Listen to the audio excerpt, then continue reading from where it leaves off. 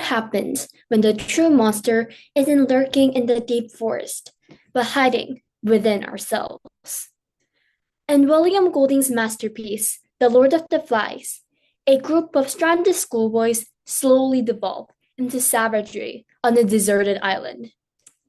But it is Simon, the quiet visionary, who uncovers the darkest truth of all. Weakened, dehydrated, and on the brink of collapse, he comes face to face with the Lord of the Flies, a running pig's head on a stick that begins to speak with the terrifying voice of humanity's inner evil. This is the moment Simon confronts his nightmare. "You are a silly little boy," said the Lord of the Flies. "Just an ignorant, silly little boy." Simon moved his swollen tongue, but said nothing. "Don't you agree?"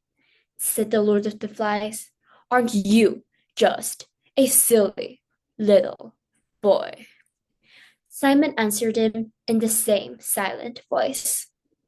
"Well then," said the Lord of the Flies, "you'd better run off and play with the others. They think you're batty. You don't want Rolf to think you're batty, do you? You like Rolf a lot, don't you?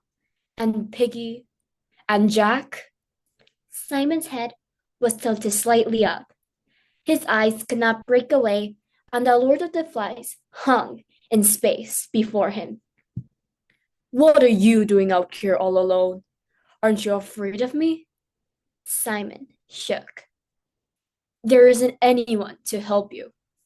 Only me. And I'm the beast."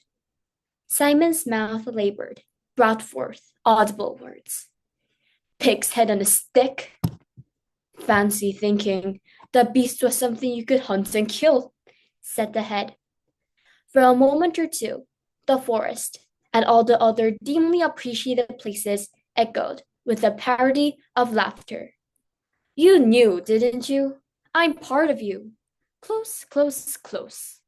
I'm the reason why it's no go, why things are what they are." The laughter shivered again. "Come now," said the Lord of the Flies. "Get back to the others, and we'll forget the whole thing." Simon's head wobbled. His eyes were half closed, as though he were imitating the obscene thing on the stick. He knew that one of his times was coming on. The Lord of the Flies was expanding like a balloon. "This is ridiculous. You know perfectly well you'll only meet me down there. So don't try to escape." Simon's body was arched and stiff. The Lord of the Flies spoke in the voice of a schoolmaster. "This has gone quite far enough, my poor, misguided child. Do you think you know better than I do? I'm warning you. I'm going to get angry. Don't you see? You're not wanted. Understand? We are going to have fun on this island. Understand? So don't try it on, my poor misguided boy, or else." Simon found he was looking into a vast mouth. There was blackness within, a blackness that spread. "Or else," said the Lord of the Flies, "we shall do you. See? Jack and Roger and Morris and Robert and Bill and Piggy and Rolf. Do you see?"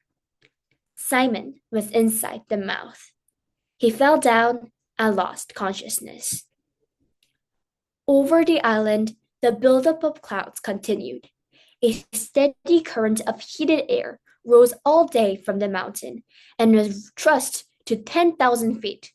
Revolving masses of gas piled up the static until the air was ready to explode. By early evening, the sun had gone, and a brassy glare had taken the place of clear daylight.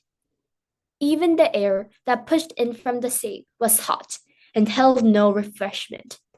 Color strained from water and trees and pink surfaces of rock, and the white and brown clouds brooded. Nothing prospered but the flies who blackened their lord and made spilled guts like a heap of glistening coal. Even when the vessel broke in Simon's nose and the blood gushed out, they left him alone, preferring the pig's high flavor. With the running of blood, Simon's fit passed into the weariness of sleep. He lay in the mats of creepers while the evening advanced and the cannon continued to play. At last he woke up and saw dimly the dark earth close by his cheek.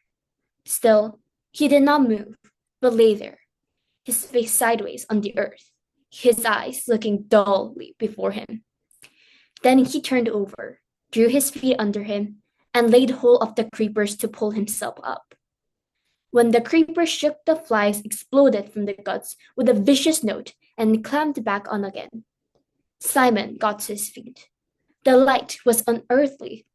The lure of the flies hung on his stick like a black ball.